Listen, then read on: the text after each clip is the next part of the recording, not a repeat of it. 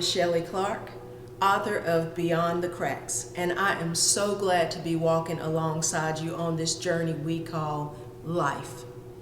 There is life beyond the broken places. As a matter of fact, the future is bright and the possibilities are endless. Now come take a leap of faith with me as we explore living beyond the cracks. Are you ready? Let's get into it. Today, I'd like to start with a familiar text in the Bible. It's found in John 5, verses 2 through 9, and it reads, "Now there is in Jerusalem by the sheep gate a pool, which is called in Hebrew Bethesda, having 5 porches. In these lay a great multitude of sick people, blind, lame, paralyzed, waiting for the moving of the water.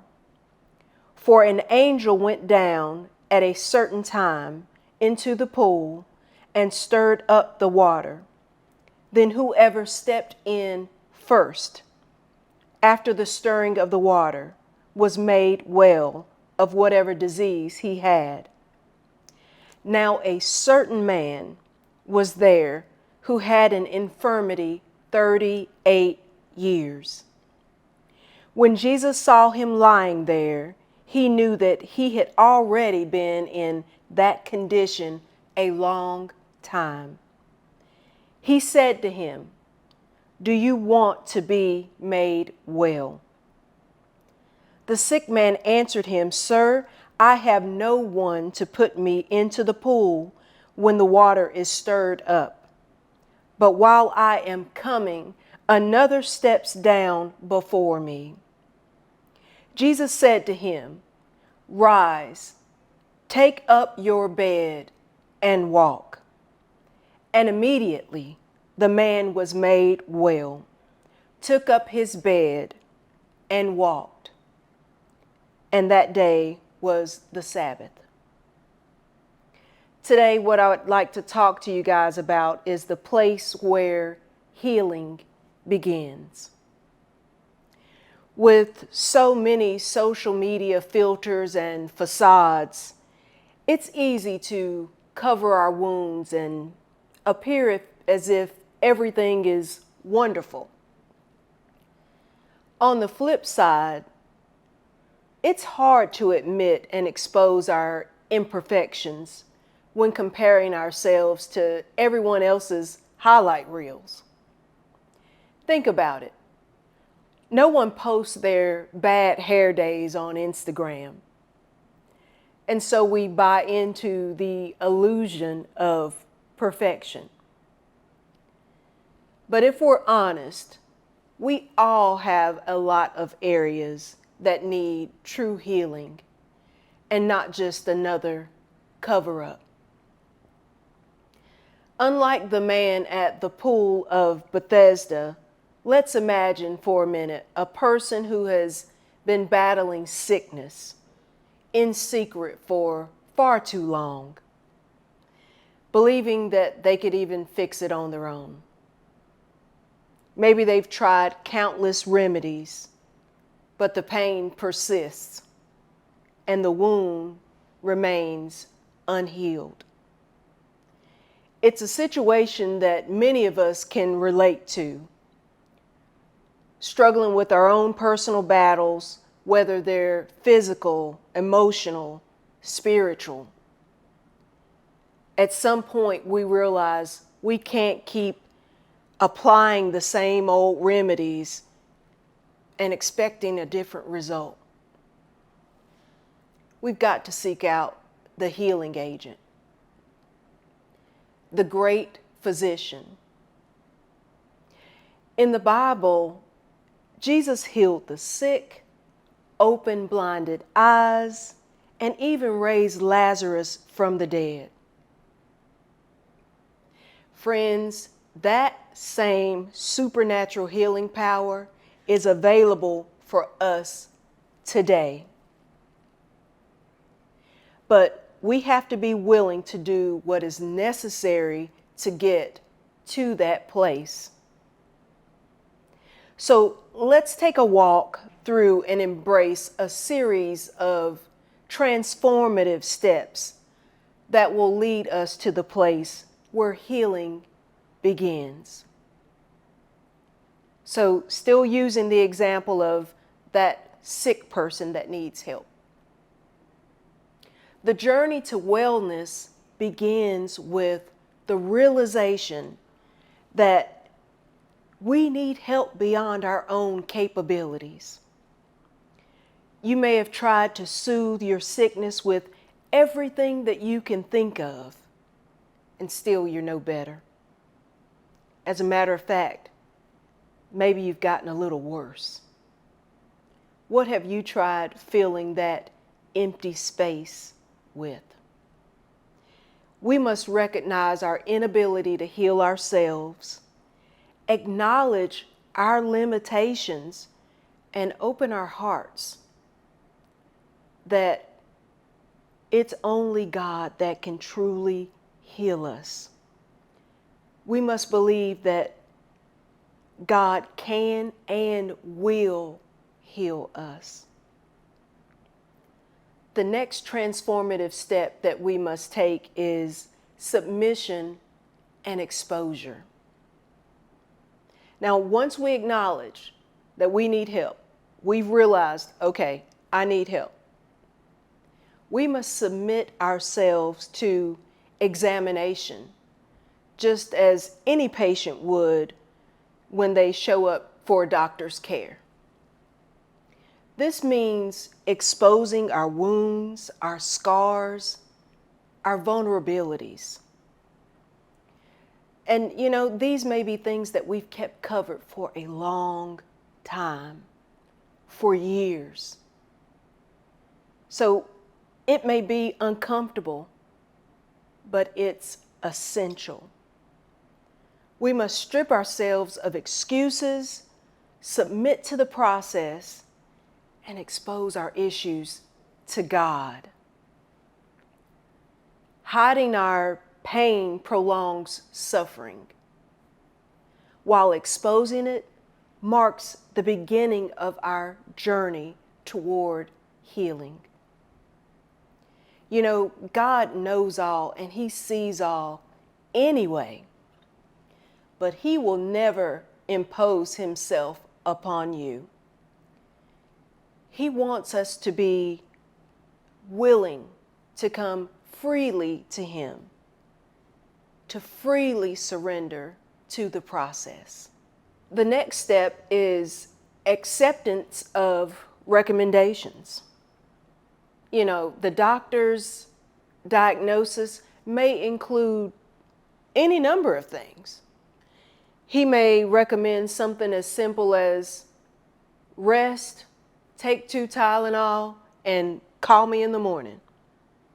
Or he recommends surgery. But none of that matters if we're not willing to accept the doctor's recommendation. Maybe we don't like what he said. It's too hard, or it's too costly. So we stay stuck, stagnant, and sick. Isn't it much the same with God? We know what He said, but still we're not in that place of complete acceptance. It's only when we accept God's recommendations for healing that we actually get better. Now, let's say for a minute that your mind is made up and your heart is fixed. You're ready to accept the doctor's recommendations. Then we've got to get ready for surgery. That's going to require cleansing and preparation. There are usually some pre-surgery instructions that need to be followed to set ourselves up for success. The doctor may recommend a certain type of diet, stopping or starting a particular medication, or even fasting. And before surgery, you typically have to wash the area with a cleansing agent. What does this do? It reduces the chances of infection. Whatever the recommendation is, we want to do whatever we can to increase our chances of a successful surgery while reducing the chances of complication. Even the doctor goes through a cleansing process. He doesn't go into the surgery with unclean hands. Whether our wounds are physical or otherwise, we must cleanse ourselves of emotional, spiritual, whatever it might be, whatever has made us toxic and accumulated over time. Friends, a great way to do this is with the act of forgiveness. Forgiveness, self-reflection, and just letting go. It's crucial to preparing for our healing journey. Next, we have to trust and surrender. Now think about it. Before surgery, the anesthesiologist is typically the last person that you see before the surgery begins, right? He explains what's going to happen. He asks you if you understand. He puts the gas over your face, asks you to count backwards from 10, and then you're out. Now, this requires complete trust and surrender. You really don't have any idea what's going on while you're under anesthesia. You just trust that they're going to do what they say that they're going to do. Isn't this what we should do when we trust God, when we surrender to God? We entrust our healing journey to Him, acknowledging that we can't do it alone. And during this process, we have to confront our past, address the root cause of our sickness, and allow Him to mend or even remove whatever is broken. Next, we have to submit for rest and recovery. This part is so important. You don't want to undo all of the work that's been done and put into your healing by not following the post-op recommendations. During recovery, you got to be gentle with yourself. Give yourself the space and the grace to walk into that healing at your own pace. You can't allow yourself to get into that comparison with someone else's rest and recovery period. It may not look the same. And you know, friends, likewise, we must allow ourselves to rest in knowing that the work that God is doing in us will result in a more healed and whole you. Lastly, follow-up care. So after your period of recovery, most patients go back to see the doctor for follow-up. Why? Why do we need to see the physician at this point? I'll tell you why. We've got to continue to seek guidance, evaluate our progress, and care for the remnants of those open wounds.